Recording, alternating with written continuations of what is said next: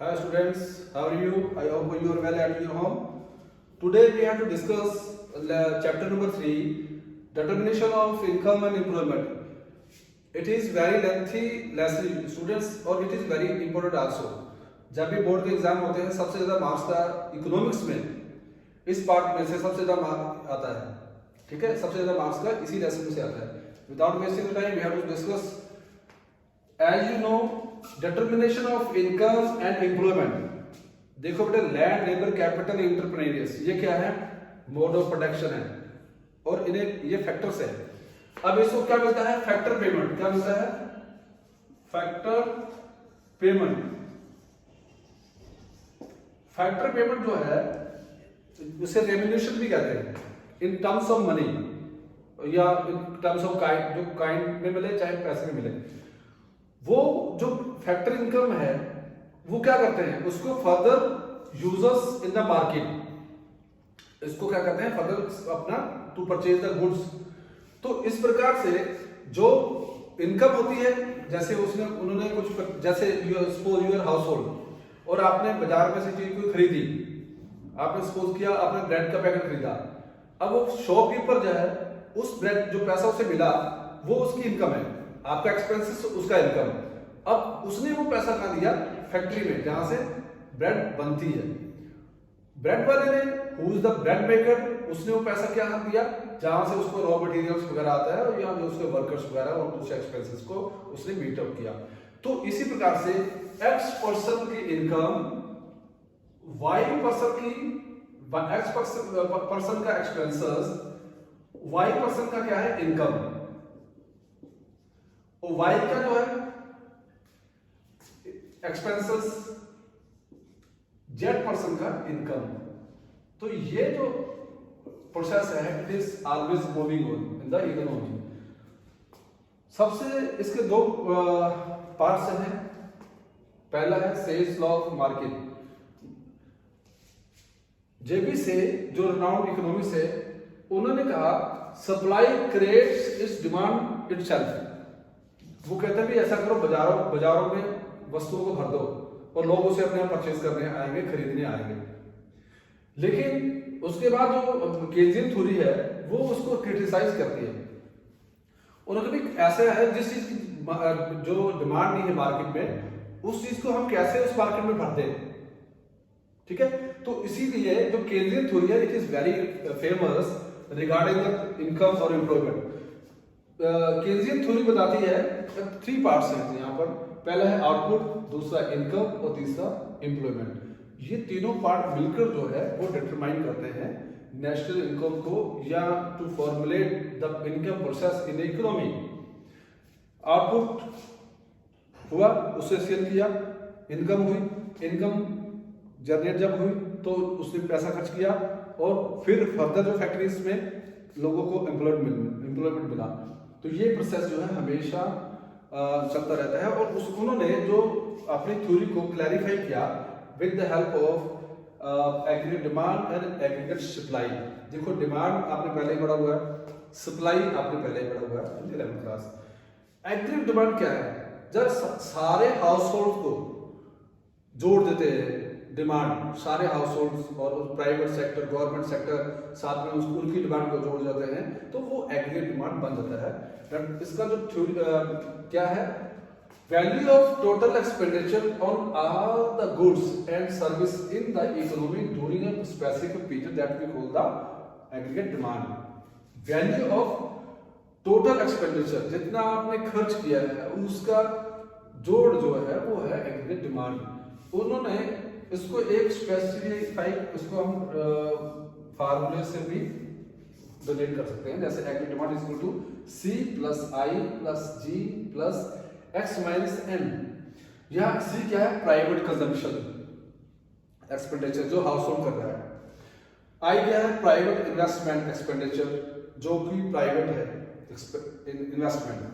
G क्या है? Government expenditure, सरकारी जो भी खर्चा है. और X माइनस M जो नेट एक्सपोर्ट है, यानी कि वहां से हमने कितना मंगाया और यहाँ से कितना भेजा उसका कैलकुलेशन, तो उसे X माइनस M. ये है that we call the aggregate demand. अब समझिए एग्रीगेट डिमांड क्या है? जो सारा खर्चा हुआ है किसी भी इकोनॉमी में ये पर्टिकुलर जो है ईयर में, that we call the aggregate demand. Aggregate supply क्या है? The quantity of goods and services produced by the entire economy constitute the total supply. जितने भी सेक्टर्स हैं उन्होंने मिला के जितनी गुड्स और जो सर्विस प्रोड्यूस किया है इकोनॉमी में पर्टिकुलर टाइम में, that we call the aggregate supply. ठीक है, इसको हम एग्रीगेट सप्लाई ऐसे कहते हैं, कंज्यूमर एक्सपेंडिचर प्लस सेविंग, जो उसने खर्चा किया और उसका जो बचा है। अब देखो बेटे, इनकम को हमेशा हम किसे डिनोट करते हैं? वाई से। इनकम को किसे डिनोट करते हैं? वाई से। देखो it is denoted by the Y. अब वाई के टू पार्ट्स हैं, क्या है? C plus S. क्या है C? C consumption, S saving. Income का तीसरा कोई भी पार्ट नहीं है, यानी कि अब if you have the money you just have two options, either you will have to spend in the market, either you have to keep in your pocket or in your bank account, that we call saving। Saving को हम investment भी कहते हैं, क्यों? क्योंकि further saving किस लिए किया जाता है? To produce the further good, that we call the investment. तो इनकम का दो पार्ट हो गए, सी प्लस एस। अब अगर आप दूसरी तरफ देखें, C plus consumption plus saving is equal to income भी कह सकते हैं। चाहे इधर से देख लो इस फॉर्मूले को, और चाहे इधर से देख लो। ठीक है, अब वाई में से तीसरी चीज नोट कर लो। तीसरी क्या है? वाई में से कंजम्पशन को माइनस कर देंगे, y minus c is equal to आ जाएगा एस। क्या आ जाएगा? एस। यानी कि इनकम से कंजम्पशन को माइनस कर देंगे तो सेविंग आ जाएगा। ठीक है, ये चीजें नोट कर लेना, बहुत इंपॉर्टेंट है। अब जिसको with the help of diagram we can determine regarding the income, कितनी इनकम है हो और कितना एग्रीगेट डिमांड है किसी इकोनॉमी में।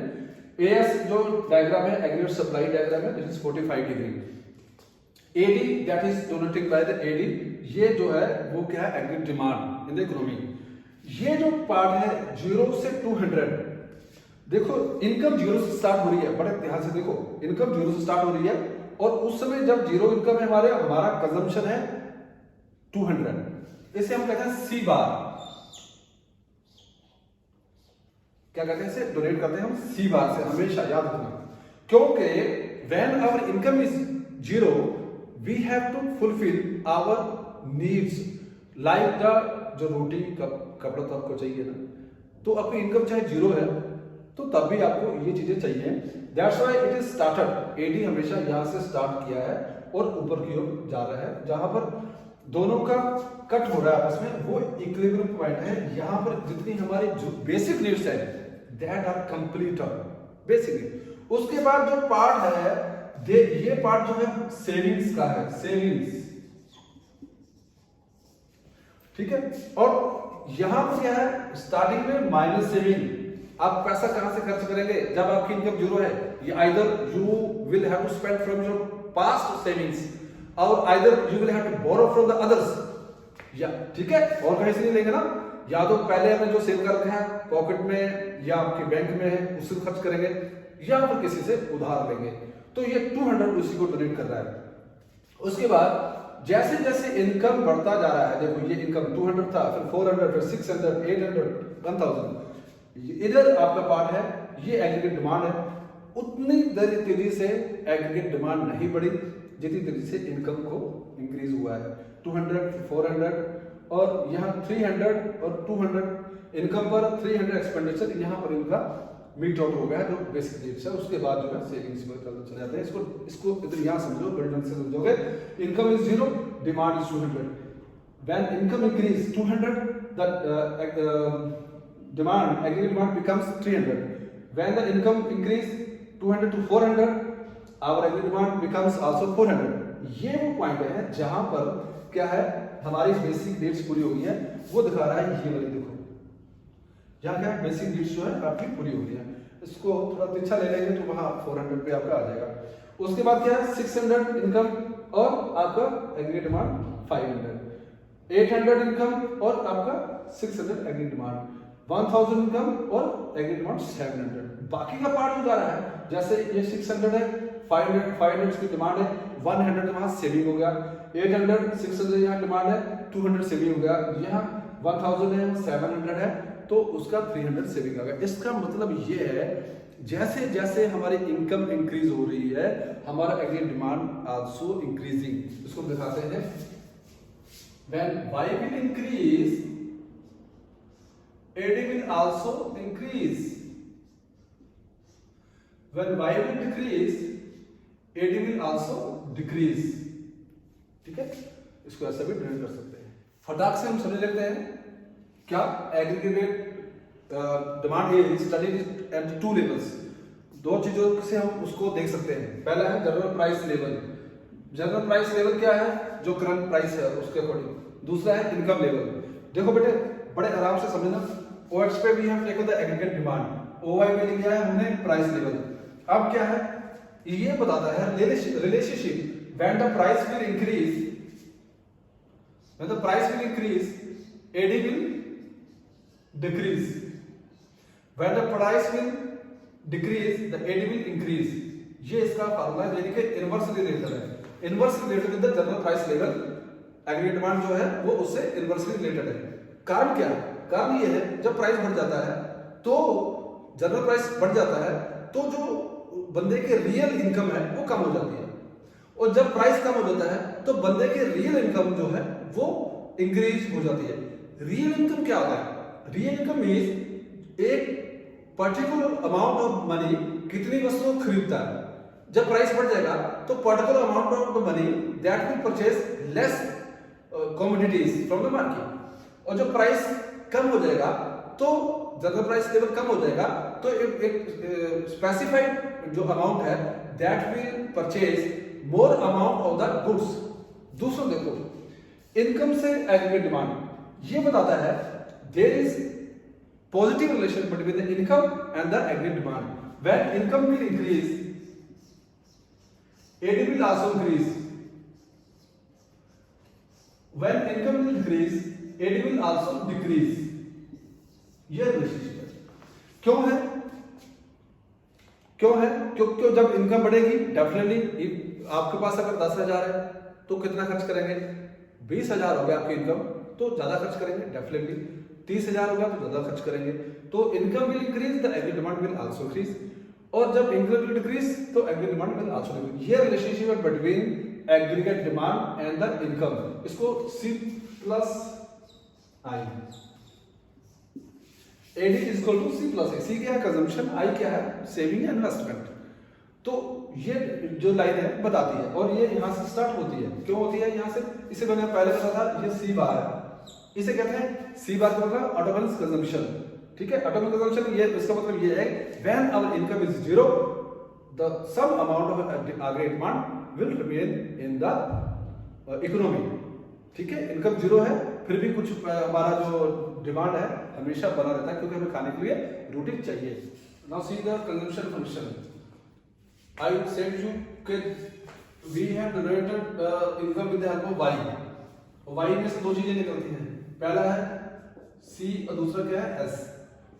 c means consumption, s means saving, और consumption function will tell us the relationship between the income and the consumption। Income के साथ कंजम्पशन का जो रिलेशनशिप है that we have to come to know with the help of consumption function। अब देखो बेटे there is a positive relationship between the income and the consumption। when the income will increase consumption will also increase, income will decrease consumption will also decrease। एक numerically हम इसे present करते हैं, देखो C is equal to C bar plus B Y. अब C क्या है इसमें कंजम्पशन, C बार क्या है ऑटोनोमस कंजम्पशन। देखो ऑटोनोमस कंजम्पशन वो चीजें है, C बार वो चीजें है when our income is zero at the level of zero income, what is the consumption that we call the autonomous consumption. इसको देखो यहां पे बताता हूं, ये क्या है O और C से क्या स्टार्ट हो रहा है आपका कंजम्पशन, इनकम कितनी है जीरो, तो ये जो बीच वाला पार्ट है this one that we call the C bar इसे कहते हैं ऑटोमन कंजम्पशन। ओके, बी क्या है, मार्जिनल प्रोस्पेरिटी टू कंज्यूम, ये हमेशा ग्रेटर देन 0 और लेस देन 1 होती है। मार्जिनल प्रोस्पेरिटी टू कंज्यूम क्या है कि तीव्रता, किसी भी चीज को खरीदने के लिए, कंज्यूम करने की कितनी तीव्रता है, that we call the marginal prosperity to consume. के भी जब इनकम में चेंज आया है, कितनी मात्रा में हमारा कंजम्पशन चेंज आया है, वो हमें बताता है बी के सहायता से। अब तीन चीजें निकल के आती हैं। पहला है there is positive relationship between income and consumption, ठीक है, पॉजिटिव रिलेशनशिप। दूसरा है कंजम्पशन इज नेवर जीरो, चाहे इनकम जीरो होगी लेकिन कंजम्पशन कभी भी जीरो नहीं होगा। इन ऑर्डर टू कंटिन्यू, क्यों जीरो नहीं होगा, क्योंकि हमें बेसिक नीड चाहिए हमारी, जैसे रोटी और कपड़ा, मकान, ये जो बेसिक नीड्स है उसे हमें पूरा करना है, खाना तो हमें चाहिए ना, चाहे इनकम जीरो हो। तीसरी चीज है in order to continue with the consumption with zero income, either one should have withdraw from the past saving और बोरो फ्रॉम अदर्स, या तो पिछली जो हमारी सेविंग है उससे खर्चे रहेंगे जब हमारी इनकम जीरो है, या फिर हम जो किसी से उधार ले लेंगे। With the help of diagram, we can easily come to know about the functional relationship between the income and the consumption. OX पे हमने लिया है इनकम, OY पे क्या लिया है, कंजम्पशन। C से स्टार्ट हो रहा है हमारा जो कंजम्पशन है, that is also we call the aggregate demand, वो कहाँ से स्टार्ट हो रही है, C से। इसलिए स्टार्ट हो रहा है क्योंकि when income is zero, the sum of the consumption is remain present, थोड़ा सा हमारा कंजम्पशन उस समय भी होगा जब हमारी इनकम जीरो है, तो वो लेवल है जिसे हमने सी बार से डिनोट किया हुआ। ये जो दिखा रखा है आपको, ये क्या है, मार्जिनल प्रोस्पेरिटी टू कंज्यूम, यानी कि इनकम चेंज होने पर कितनी मात्रा में हमारा कंजम्पशन चेंज हो रहा है, that we come to know with the help of B, ठीक है। ये वाला जो पार्ट है, यानी कि इतनी इनकम चेंज हुई और इतना जो हमारा कंजम्पशन, इतनी इनकम चेंज बढ़ी और इतना जो हमारा कंजम्पशन भी बढ़ गया, इसका मतलब ये है C equal to C bar plus BY, ठीक है। ये न्यूमेरिकल आप याद कर लेना, इसका मतलब ये है consumption is at the level of automatic consumption plus B prosperity to marginal prosperity to consume, और Y जो इनकम है उससे रिलेशनशिप, ठीक है, चेंज इनकम जो है। This is the consumption function, very important, you have to know saving function। listen, मैंने आपको पहले बताया कि y is equal to c plus s, तो consumption function में बात कर ली है। अब बात करेंगे saving function, क्योंकि saving is also depend on the income, तो इसलिए when the income will high, the saving will also low, when income will reduce, the saving will also reduce, okay। और सेविंग कैसे निकलेगी, जब हम y से minus कर देंगे c तो हमारा आएगा सेविंग, ओके, ठीक है। अब सेविंग फंक्शन को कैसे हम प्रूव करते हैं, किसके ऊपर, डायग्राम के ऊपर। OX पे हमने लिया है इनकम, ठीक है, SS जो है that is the saving line, ये पार्ट वो है माइनस का जो अपने एग्रीगेट डिमांड में पड़ा था, माइनस C बार, ये वाला पार्ट, इसे क्या कहते हैं, ऑटोमन कंजम्पशन। यहां पर इसको माइनस सेविंग में दिखाएंगे, यानी कि वो वाला पार्ट जो है वो यहां पर है, ठीक है। वो क्यों है यहां पर, जब when our income is zero, उस समय जो हमने कंजम्पशन किया है that we call the minus saving, minus ऐसे हमने डोनेट किया है, ठीक है। अब यहां पर जैसे जैसे सेविंग बढ़ रही है, यहां पर हमारी एक पॉइंट पे डालेंगे, हमारा क्या होगा, सेविंग क्या होगी, जीरो, इस लेवल पर जीरो होगी। उसके बाद हमारी सेविंग जो है बढ़ती गई, as the income will increasing the saving will also, ये जैसे इनकम बढ़ रही है हमारी सेविंग भी बढ़ रही है, क्लियर। पॉइंट्स क्लियर करके आ रहे हैं। एसएस जो है सेविंग करता है, ए सेविंग इज जीरो, यहां पर पॉइंट ए है, यहां पर सेविंग क्या है, जीरो। ओएस जो है पॉइंट वो वहां माइनस है, ओएस क्या है, पॉइंट पर माइनस सेविंग है। The slope of saving curve is 1 minus b equal to MPS, यानी कि 1 क्या है, इनकम, B क्या है, प्रोस्पेरिटी टू सेव, ठीक है। 1 minus C is equal to S, okay, ये है आपका सेविंग। अब दोनों को हम इंक्लूड कर लेंगे, जो कंजम्पशन फंक्शन है और सेविंग फंक्शन को, दोनों को मिला के जो फंक्शन जो हम बना के बता सकते हैं, मैं यहाँ बताता हूँ आपको। एग्रीगेट डिमांड जो है वो यहाँ से स्टार्ट हो रही है ओ पी से, ठीक है, और यहाँ पर हमारी माइनस सेविंग है, it is showing the minus saving. यहाँ पर हमारा इक्विलिब्रियम है, यानी कि यहाँ हमारा जो खर्चा है, ठीक है, वो किसके बराबर है, हमारी जो उस समय की इनकम है उसके बराबर है, यानी कि यहाँ पर इक्विलिब्रियम लेवल है, हमारे जो मिनिमम नीड्स हैं वो पूरी हो चुकी हैं। और इसके बाद हमारी सेविंग में प्लस में होती जा रही है, यहाँ प्लस सेविंग है, जैसे जैसे इनकम इज इंक्रीजिंग, बट हमारी जो एग्रीगेट डिमांड है उतनी मात्रा में नहीं बढ़ रही है जितनी मात्रा में इनकम बढ़ रही है, क्योंकि हमारी जो मिनिमम नीड्स है वो पूरी हो चुकी हैं, इसलिए यहाँ पर एस सेविंग है। उसी को हम प्लॉट करते हैं नीचे सेविंग फंक्शन में। ये जो है पार्ट ओपी लगा लो, ओपी पार्ट जो है वो माइनस सेविंग में बता रहा है, और जहां पर हमारी मिनिमम नीड्स यहाँ पर इक्विलिब्रियम को शो कर रही है, वहीं पर हमें माइनस जीरो यहाँ पर आ रहा है, minus saving, sorry zero saving.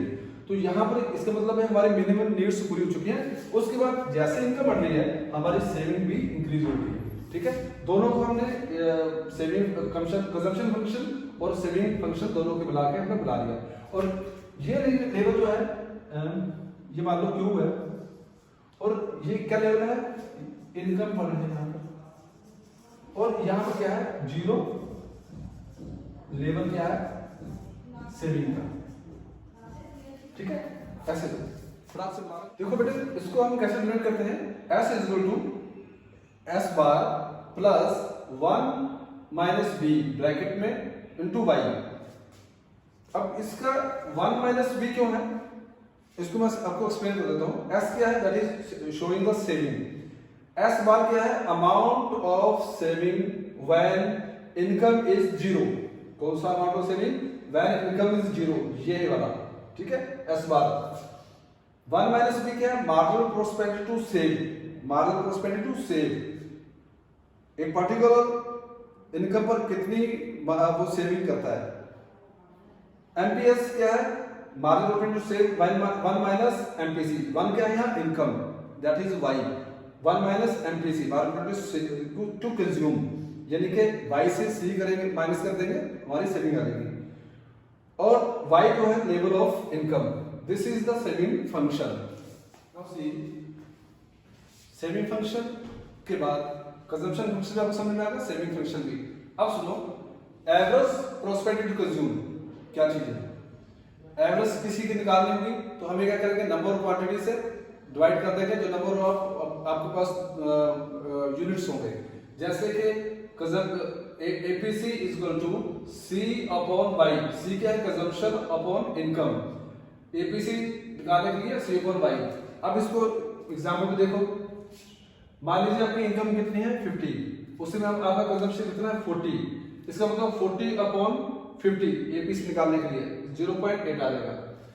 APC निकालने के लिए जब इनकम हमारी 100 है, उसमें कंजम्पशन कितना है 60, तो 60 अपॉन 100 इज इक्वल टू 0.6, ये है एपीसी।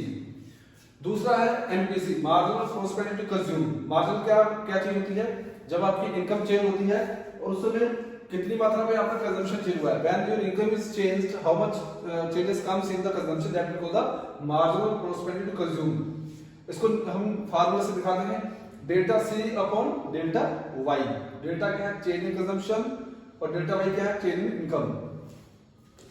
इनकम जब कि 200, इसको देख लो एग्जांपल में, व्हेन योर इनकम इज 200, उसमें डेल्टा वाई क्या है, चेंज इन इनकम कुछ नहीं है, कंजम्पशन उसमें माने में 60 है, डेल्टा सी कुछ नहीं है और एमपीसी भी आपकी कुछ नहीं है। इनकम इंक्रीज होगी 200 से 400, ठीक है, चेंज कितना हुआ इनकम में 200 का, 400 माइनस 200 का चेंज है किसका, इनकम में। कंजम्पशन माने में 60 पहले था, अब कंजम्पशन आपका 240 हो गया। डेफिनेटली जब आपकी इनकम बढ़ेगी आपका कंजम्पशन भी बढ़ेगा। और कितना चेंज हुआ कंजम्पशन में, 240 माइनस 60, 80, ठीक है, 80 अपॉन 200, 0.4 हो गया आपका एमपीसी। इनकम और इंक्रीज होगी आपकी 400 से 600, चेंज इन इनकम कितना होगा, 600 माइनस 400, 200।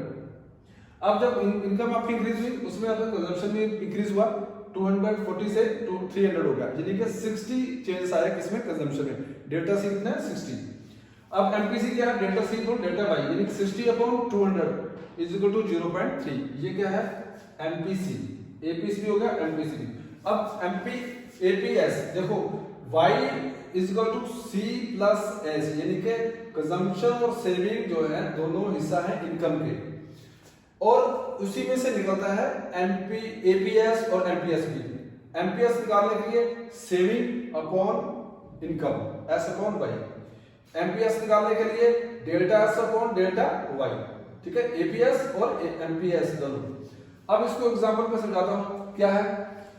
जब एपीएस निकालने के लिए where your income is 150 suppose करो, उस समय आपका कंजम्पशन कितना है 120, वाई से माइनस करते हैं कंजम्पशन सी को, तो आपका आ गया सेविंग कितनी 30 की।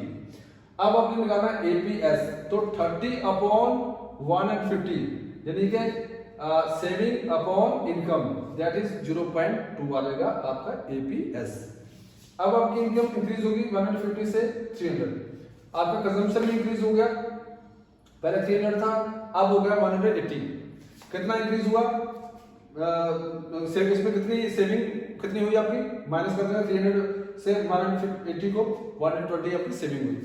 अब 120/300 जो इनकम है आपकी, तो आ जाएगा 0.4। ये आपकी है एपीएस।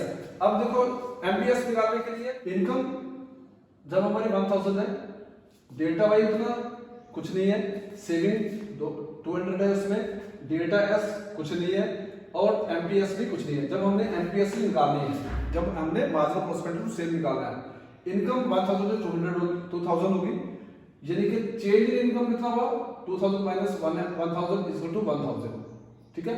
सेविंग पहले 200 थी अब 800 हुआ, यानी कि सेविंग में चेंजेस कितना हुआ 800 माइनस 200 600। अब हमने निकाला एमपीएस, तो delta S upon delta Y करेंगे, डेल्टा एस कितना है 600, डेल्टा वाई कितना 1000, तो 600 अपॉन 1000 इज इक्वल टू 0.6, ये आपका एमपीएस आ गया। अब फिर हमने देखा इनकम जो थी वो 2000 से 3000 होगी, कितना चेंजेस हुआ इनकम में 3000 माइनस 2000 1000, ठीक।